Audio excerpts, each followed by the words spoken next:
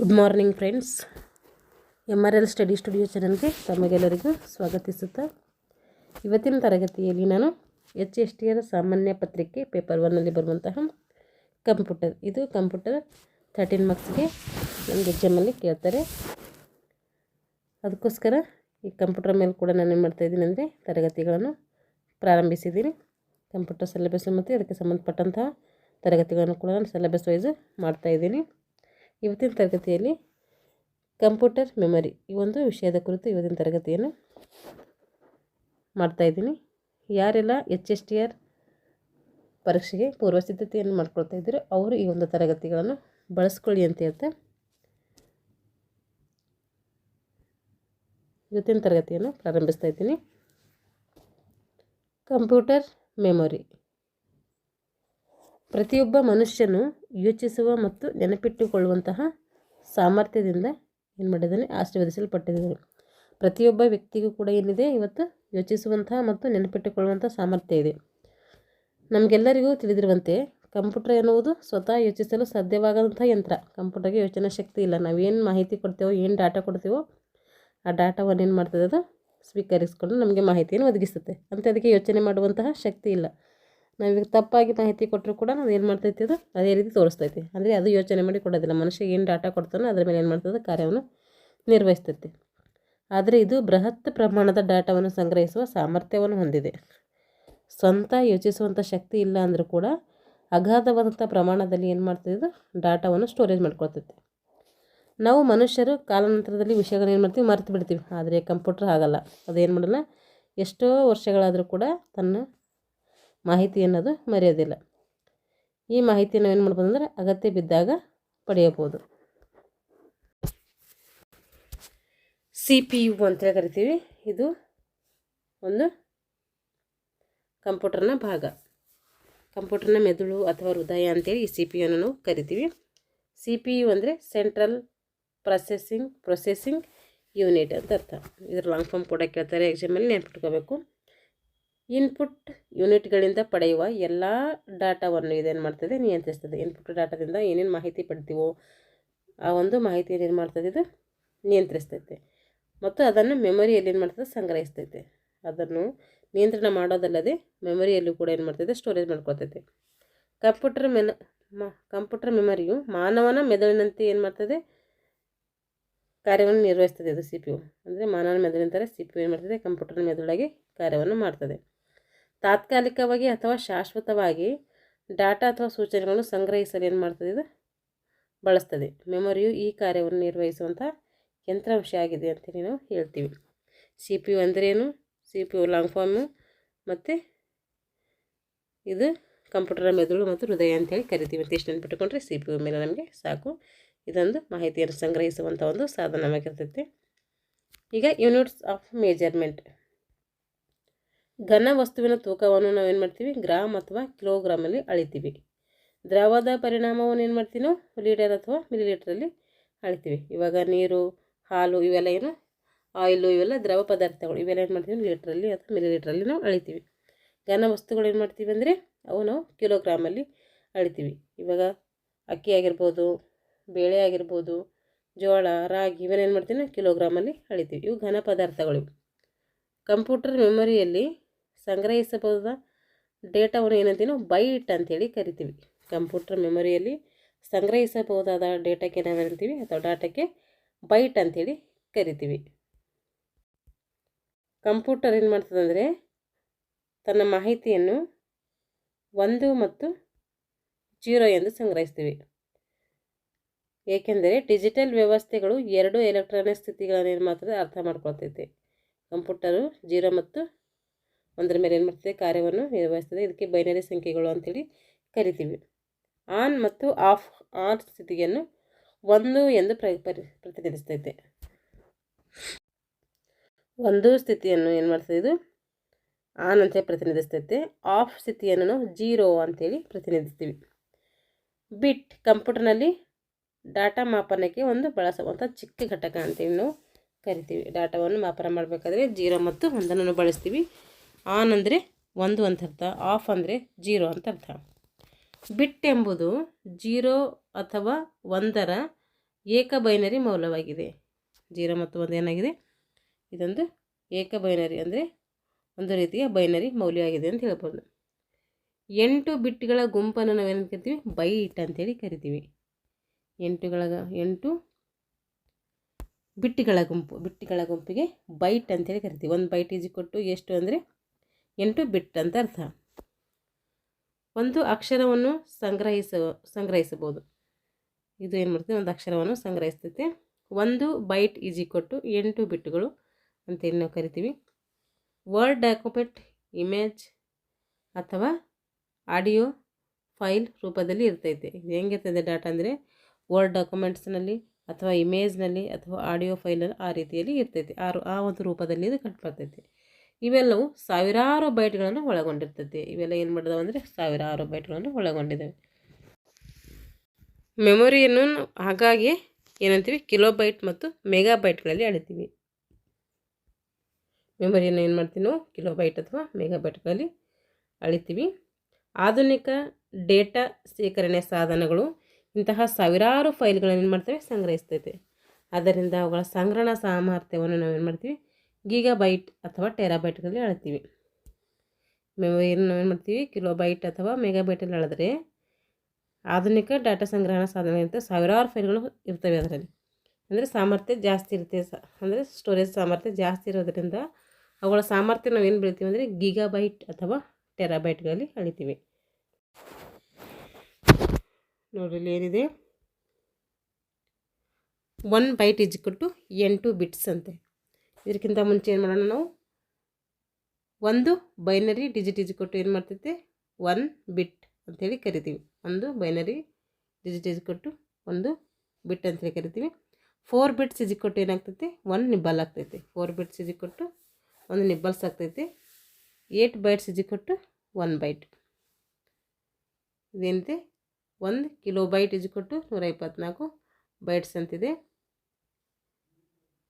ಇದು ಈ ಕಡೆ ಮಾಡ್ಕೊಳ್ಳೋಣ, ನಾನು ಈ ಥರ ನೆನ್ಪಿಟ್ಕೊಳ್ಳಿ, ನೀವು ಅದೇ ಥರ ನೆನ್ಪಿಟ್ಕೊಳ್ಳಿ, ಈಸಿ ಆಗ್ತೈತೆ.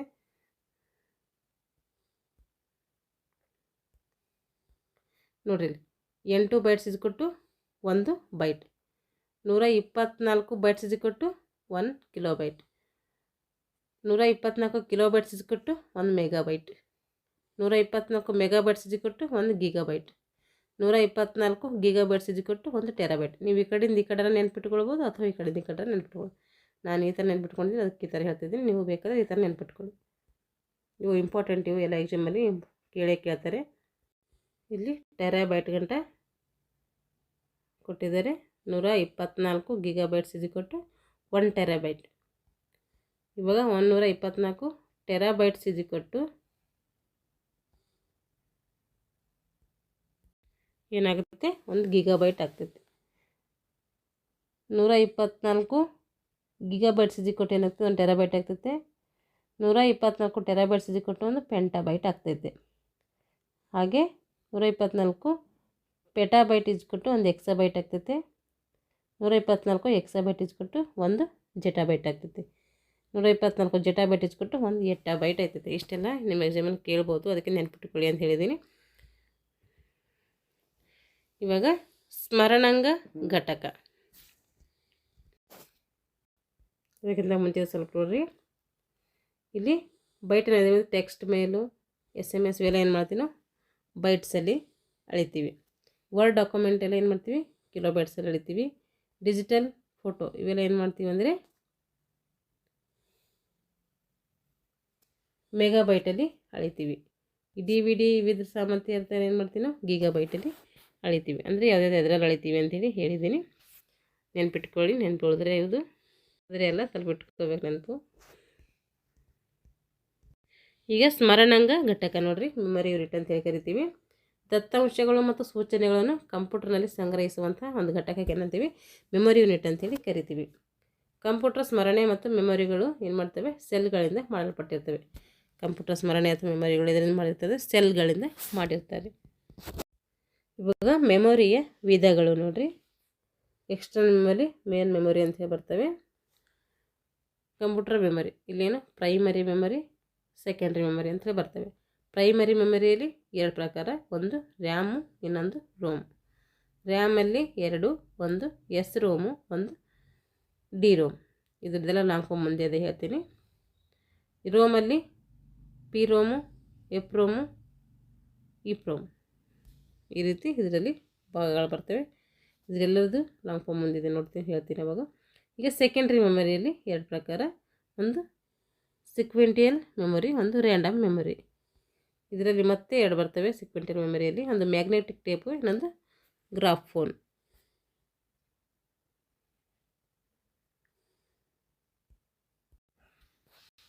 ಇದರಲ್ಲಿ ಮುಖ್ಯವಾಗಿ 2 ಮೆಮೊರಿ, ಪ್ರಾಥಮಿಕ ಮೆಮೊರಿ ಮತ್ತು ಸೆಕೆಂಡ್ರಿ ಮೆಮೊರಿ. ಸ್ಮರಣಾಂಗ ಒಂದು ವಿಧಗಳಲ್ಲಿ ಟೈಪ್ಸ್ ಆಫ್ ಮೆಮೊರಿಯಲ್ಲಿ 2 ಪ್ರಕಾರ ಬರ್ತವೆ, ಪ್ರೈಮರಿ ಮೆಮೊರಿ, ಸೆಕೆಂಡ್ರಿ ಮೆಮೊರಿ. ಈಗ ಪ್ರೈಮರಿ ಮೆಮೊರಿಯಲ್ಲಿ ನೋಡಿರಿ, ಇದನ್ನು ಆಂತರಿಕ ಸ್ಮರಣೆ ಅಂದರೆ ಇಂಟರ್ನಲ್ ಮೆಮೊರಿ ಅಂತ ಕೂಡ ಕರಿತೀವಿ.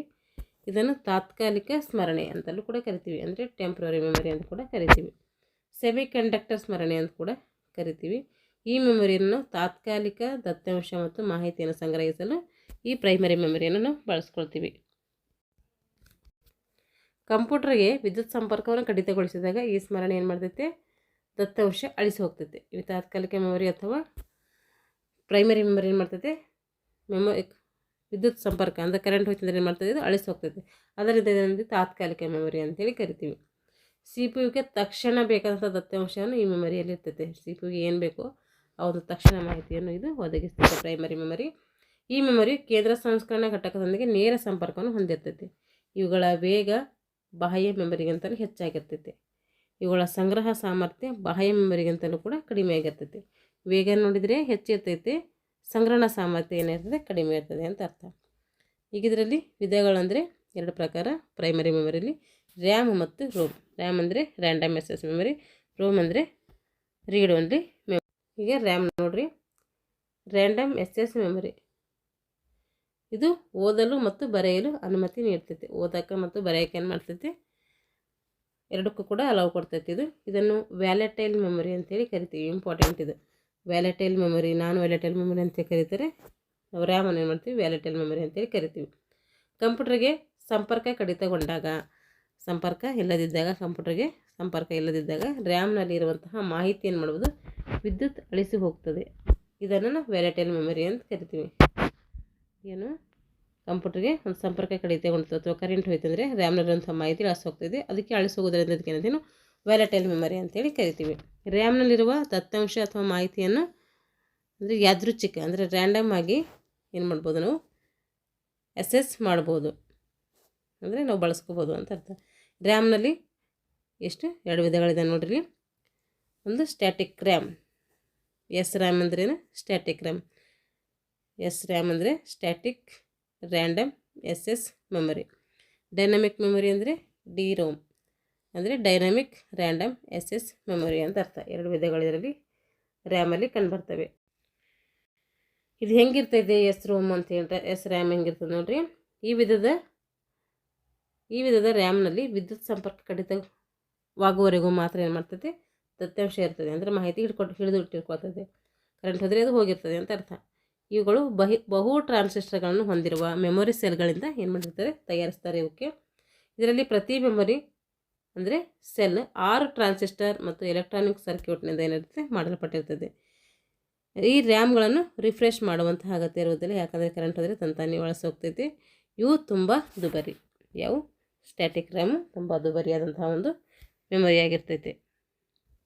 ಈ ಡಿ ರ್ಯಾಮ್ಗೆ ಹೋಲಿಸಿದರೆ ಎಸ್ ರ್ಯಾಮ್ ಏನಿರ್ತೈತೆ ವೇಗವಾಗಿ ಕೆಲಸವನ್ನು ಮಾಡ್ತದೆ. ಹಾಗಾದರೆ ಈಗ ಡಿ ರ್ಯಾಮ್ ಅಥವಾ ಡೈನಮಿಕ್ ರ್ಯಾಮ್ ಯಾವ ರೀತಿ ಇರ್ತದೆ ನೋಡಿ. ಡೈನಮಿಕ್ ರ್ಯಾಂಡಮ್ ಎಕ್ಸೆಸ್ ಮೆಮೊರಿ ಅಂತೇಳಿ ಕರಿತೀವಿ. ಇದು ಕೇವಲ ಕೆಲವು ಸೆಕೆಂಡ್ಗಳವರೆಗೆ ಮಾತ್ರ ಮಾಡ್ತದೆ, ಕೆಲಸವನ್ನು ಮಾಡ್ತದೆ. ಇದು ದತ್ತಾಂಶಗಳನ್ನು ಹಿಡಿದಿಟ್ಕೊಳ್ತೈತೆ. ಡಿ ರ್ಯಾಮ್ ಪದೇ ಏನು ಮಾಡ್ತದೆ, ರಿಫ್ರೆಶ್ ಮಾಡ್ಕೊಳ್ತೈತೆ. ಅದ್ರದ್ದು ಏನು ಮಾಡ್ತೈತೆ, ರಿಫ್ರೆಶ್ ಮಾಡ್ಕೊಳ್ತಾ ಹೋಗ್ತೈತೆ. ಡಿ ರ್ಯಾಮ್ನಲ್ಲಿ ಪ್ರತಿ ಮೆಮೊರಿ ಸೆಲ್ 1 ಟ್ರಾನ್ಸಿಸ್ಟರ್ ಮತ್ತು 1 ಕೆಪಾಸಿಟರ್ ಏನು ಮಾಡ್ತದೆ, ಕೆಪಾಸಿಟರ್ ರೀತಿಯಲ್ಲಿ ಏನು ಮಾಡ್ತದೆ, ಇದು ಕೆಲಸವನ್ನು ಮಾಡ್ತದೆ. ಅದರಿಂದ ಇವು ನಿಧಾನವಾಗಿ ಕಾರ್ಯವನ್ನು ಮಾಡ್ತವೆ. ಇವು ಎಸ್ ರ್ಯಾಮ್ಗಿಂತ ಏನಾಗ್ತದೆ, ವೆಚ್ಚ ಕಡಿಮೆ. ಅವು ಏನಂತ ದುಬಾರಿ ಇದು ಎಸ್ ರ್ಯಾಮು, ಇವು ಸ್ವಲ್ಪ ಚೀಪಲ್ಲಿ ಸಿಗ್ತವೆ ಅಂತ ಅರ್ಥ. ಎಸ್ ರ್ಯಾಮು ಡಿ ರ್ಯಾಮು ಮುಖ್ಯವಾಗಿ ರ್ಯಾಮಲ್ಲಿ ಬರ್ತವೆ. ಇವು ಮತ್ತು ಡಿ ರ್ಯಾಮ್ನಲ್ಲಿ ವಿಧಗಳು ಬರ್ತವೆ. ಒಂದು D RAM, S D RAM ಅಂತೇಳಿ, ಇನ್ನೊಂದು ಎ ಡಿ ರ್ಯಾಮ್ ಮತ್ತು D D R D S D RAM ನೋಡಿರಿ ಇವು ಏನಂದ್ರೆ ಹಂಗದ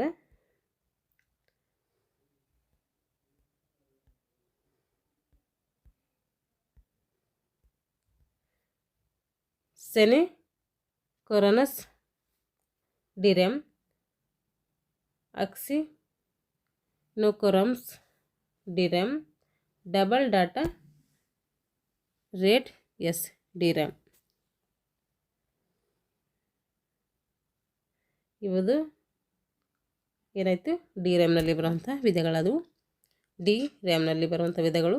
ಇವಾಗ ರೀಡ್ ಓನ್ಲಿ ಮೆಮೊರಿ ಅಂದರೆ ರೋಮ್ ಬಗ್ಗೆ ತಿಳ್ಕೊಳ್ಳೋಣ. ಇದಕ್ಕೆ ರೀಡ್ ಓನ್ಲಿ ಮೆಮೊರಿ ಅಂದರೆ ಓನ್ಲಿ ರೀಡ್ ಅಂದರೆ ಓದೋದಕ್ಕೆ ಮಾತ್ರ ಸಂಬಂಧಪಟ್ಟಿದೆ ಅಂತ ಅರ್ಥ. ಇದು ರೋಮ್ನಲ್ಲಿರುವಂಥ ದತ್ತಾಂಶವನ್ನು ಓದಲು ಅನುಮತಿಯನ್ನು ನೀಡುತ್ತದೆ. ಇದನ್ನು ನಾವು ನಾನ್ ವ್ಯಾಲಟೈಲ್ ಮೆಮೊರಿ ಅಂತ ಕರಿತೀವಿ. ಯಾಕಂದರೆ ಕಂಪ್ಯೂಟರ್ ವಿದ್ಯುತ್ ಸಂಪರ್ಕಗೊಂಡಾಗ ಕೂಡ ಇದರಲ್ಲಿ ಮೆಮೊರಿ ಅಳಿಸೋಗೋದಿಲ್ಲ. ಅದಕ್ಕೆ ಇದು ನ್ಯಾನೋ ವ್ಯಾಲಟೈಲ್ ಮೆಮೊರಿ. ಅಳಿಸೋಗಿದ್ರೆ ಅದು ವ್ಯಾಲಟೈಲ್ ಮೆಮೊರಿ. ರ್ಯಾಮನು ವ್ಯಾಲಟೈಲ್ ಮೆಮೊರಿ ಆದರೆ ರೋಮೇನು ನಾನ್ ವ್ಯಾಲಟೈಲ್ ಮೆಮೊರಿ. ಕಂಪ್ಯೂಟರ್ನಲ್ಲಿ ವಿದ್ಯುತ್ ಸಂಪರ್ಕ ಕಡಿತಗೊಂಡಾಗ ರ್ಯಾಮ್ನಲ್ಲಿರುವಂತಹ ಮಾಹಿತಿ ಏನಾಗಲ್ಲ, ಅಳಿಸೋಗೋದಿಲ್ಲ. ಅದಕ್ಕೆ ಇದು ನಾನ್ ವ್ಯಾಲಟೈಲ್ ಮೆಮೊರಿ ಅಂತೇಳಿ ಕರಿತೀವಿ. ಇದರಲ್ಲಿ 3 ಪ್ರಕಾರಗಳಿದ್ದಾವೆ. ಪಿ ರೋಮ್ ಅಂದರೆ programmable read only memory, erasable programmable read only memory ಈ PROM, electrically erasable programmable read only memory. ಇವ್ರದ್ದು ಲಾಂಗ್ ಫಾರ್ಮ್ ಎಲ್ಲ ಎಕ್ಸಾಮಲ್ಲಿ ಕೇಳ್ತಾರೆ, ನೆನ್ಪಿಟ್ಕೊಳ್ಬೇಕು. ಇವಾಗ ಪ್ರೋಗ್ರಾಮೇಬಲ್ ರೀಡ್ ಓನ್ಲಿ ಮೆಮೊರಿ ಬಳಕೆದಾರರು ಮತ್ತು ಪ್ರೋಗ್ರಾಮ್ ಬರೆಯುವವರು ಇದು ಒಂದು ಬಾರಿ ಮಾತ್ರ ಈ ಮೆಮೊರಿಗೆ ಬರೀಬೋದು. ಒಂದು ಸಲ ಮಾತ್ರ ಬರೀಬೋದು, ಮತ್ತು ತಿರುಗಿ ಬರೋಕ್ಕೆ ಬರಲ್ಲ. ಪ್ರೋಗ್ರಾಮ್ ಬರೆಯುವವರು ಮತ್ತೆ ಮೆಮೊರಿಗೆ ಬರೆಯಲು ಅಥವಾ ತಿದ್ದುಪಡಿ ಮಾಡಲಿಕ್ಕೆ ಸಾಧ್ಯ ಇಲ್ಲ. ಒನ್ ಟೈಮ್ ಪ್ರೋಗ್ರಾಮಿಂಗ್ ಅಂದರೆ ಒನ್ ಟೈಮ್ ಅಷ್ಟೇ ಬರೀಬೇಕು ಅಂತ ಅರ್ಥ ಇದು. ಈ ಮೆಮೊರಿಯಲ್ಲಿ ಸಾಮಾನ್ಯವಾಗಿ ವಿಡಿಯೋ ಗೇಮ್ಸು, ಮೊಬೈಲ್ ಮತ್ತು ಮಲ್ಟಿಮೀಡಿಯಾ ಸಾಧನಗಳು ಏನು ಮಾಡ್ತೀವಿ ಇದರಲ್ಲಿ ಬಳಸ್ತೀವಿ. ಇದು ಎರೇಜಬಲ್ ಪ್ರೋಗ್ರಾಮಿಂಗ್ ರೀಡ್ ಓನ್ಲಿ ಮೆಮೊರಿ. ಇದು ಹೆಂಗಿರುತ್ತೆ ನೋಡಿರಿ. ಇಂಥ ಮೆಮೊರಿಗಳಲ್ಲಿ ದತ್ತಾಂಶ ಮತ್ತು ಮಾಹಿತಿಯನ್ನು ಬರೆಯಬಹುದು, ಅಳಿಸಲೂಬಹುದು. ಇಲ್ಲಿ ಬರೀಬಹುದು, ಅಳಿಸ್ಬೋದು. ಅಲ್ಲ ಒನ್ ಟೈಮ್ ಅಷ್ಟೇ ಬರಿಬೋದಿತ್ತು, ಅಳಿಸೋಕ್ಕೆ ಸಾಧ್ಯ ಇರಲಿಲ್ಲ. ಅದರಲ್ಲಿ ಅಳಿಸ್ಬೋದು. ಎರೇಜಬಲ್ ಅಂದರೆ ಅಳಿಸ್ಬೋದು ಅಂತ ಅರ್ಥ. ಈ ಮೆಮೊರಿಯಲ್ಲಿರುವಂಥ ದತ್ತಾಂಶವನ್ನು ಅಳಿಸಬೇಕಾದರೆ ರೋಮನ್ನು ಅಲ್ಟ್ರಾ ವೈಲೆಟ್ ಕಿರಣಗಳಿಗೆ 20 ಇಂದ 40 ನಿಮಿಷದವರೆಗೆ ಒಡ್ಡಿದರೆ ಅಂದರೆ ಎಕ್ಸ್ಪೋಸ್ ಮಾಡಿದರೆ ಅದರಲ್ಲಿರುವ ದತ್ತಾಂಶ ಏನಾಗ್ತದೆ, ಅಳಿಸೋಗ್ತದೆ. ಇದ್ರ ಉಪಯೋಗ ಎಲ್ಲಿ ನಾವು ಬಳಸ್ಕೊಳ್ತೀವಿ ಅಂದರೆ ಇವುಗಳನ್ನು ನಾವು ಕಾರ್ಯಕ್ರಮ ಅಂದರೆ ಮೈಕ್ರೋ ಕಂಟ್ರೋಲರ್ಗಳಲ್ಲಿ ಸಂಗ್ರಹಣಾ ಸಾಧನಗಳಾಗಿ ಏನು ಮಾಡ್ತೀವಿ ನಾವು ಈ ಪ್ರೋಗ್ರಾಮನ್ನು ಬಳಸ್ಕೊಳ್ತೀವಿ.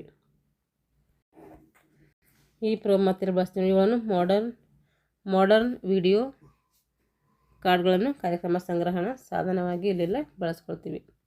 ಕಂಪ್ಯೂಟರ್ಗಳಲ್ಲಿ ಬಯೋಸ್ ಚಿಪ್ ಆಗಿ ಕೂಡ ಇಲ್ಲಿ ನಾವು ಬಳಸ್ಕೊಳ್ತೀವಿ. ಇವಾಗ electrically erasable read only memory ನೋಡಿರಿ.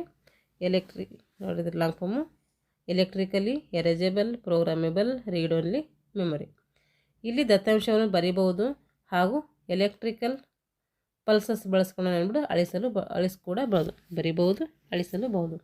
ಈ ಮೆಮೊರಿಯಲ್ಲಿ ಎಲ್ಲ ದತ್ತಾಂಶಗಳನ್ನು ಅಳಿಸುವ ಬದಲು ಎಷ್ಟು ಬೇಕೋ ಅಷ್ಟು ದತ್ತಾಂಶವನ್ನು ಅಳಿಸಿ ಮತ್ತೆ ಅಷ್ಟೇ ಬರೀಬೋದು. ಎಷ್ಟು ಬೇಕೋ ಅಷ್ಟೇ ಅಳಿಸ್ಕೊಂಡು ನಾವೇನು ಮಾಡೋದು ಅಲ್ಲಿ ಮತ್ತೆ ತಿರ್ಗಿ ಬರೀಲಿಕ್ಕೆ ಏನಾಗ್ತದೆ ಇಲ್ಲಿ ಚಾನ್ಸ್ ಇದೆ.